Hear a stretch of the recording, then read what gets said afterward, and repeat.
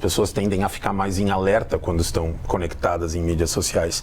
Então, por exemplo, é bastante comum que as pessoas, no momento de descanso, utilizem mídias sociais para descansar. Então, elas não descansam.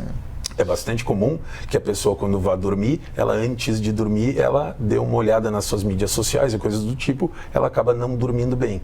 Então, as mídias sociais, por um lado, elas aumentam o estado de alerta que é associado com o estresse, ou seja, acaba sendo um desserviço. Por outro lado, o conteúdo das mídias sociais leva as pessoas, com muita frequência, a acreditarem que o valor delas está associado à produtividade. Eu entro lá e vejo pessoas conquistando muitas coisas e vejo pessoas sendo, funcionando de uma forma sobre-humana, acordando às 5 horas da manhã e tomando um banho de gelo e indo... Quer dizer, muita enganação, né? Pois é, e isso vai gerando na gente a sensação de que a gente está sempre produzindo aquém do que a gente deveria produzir e se cria essa cultura em que a gente não pode descansar, não pode dormir. Você sabe que tem um outro aspecto, né? Nós estamos falando de burnout e nós estamos falando de estresse crônico. E como você enfrenta o estresse crônico? O órgão-alvo aqui da nossa conversa de saúde mental é o cérebro, tá certo? Então, o cérebro, você tem que cuidar como você cuida do fígado e do coração. Você precisa se alimentar bem, fazer atividade física, dormir bem, e aí tem um componente de relacionamentos saudáveis. Mas um dos elementos mais chaves para todas as doenças físicas, mas para o burnout, é sono. Quando a gente fala de mídia social, o telefone não deve entrar no quarto. Gustavo, o afastamento do trabalho é sempre necessário? Ou existem estratégias que permitem a recuperação, mantendo a pessoa na atividade profissional?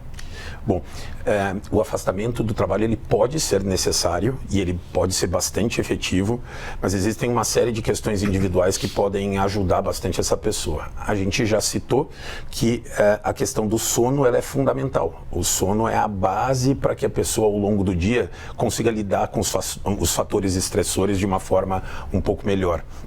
Então, um sono que vá de 7 a 8 horas seria o ideal. Exercícios físicos regulares seria uma coisa que ajuda muito, né?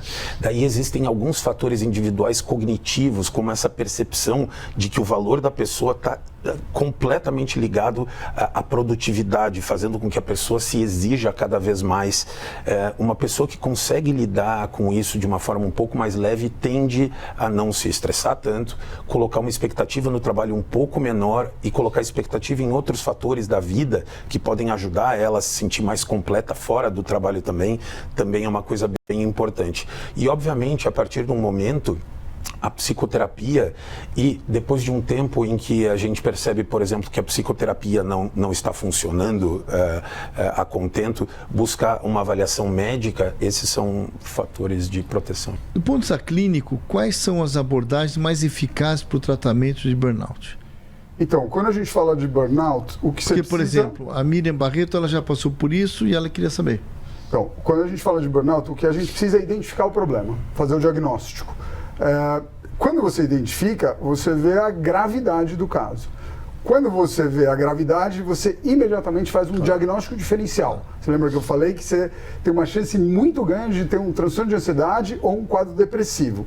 Quando a gente fala de transtorno de ansiedade e quadro depressivo, é diagnóstico precoce, tratamento eficaz. Então você tem medicações e psicoterapias específicas para aquilo.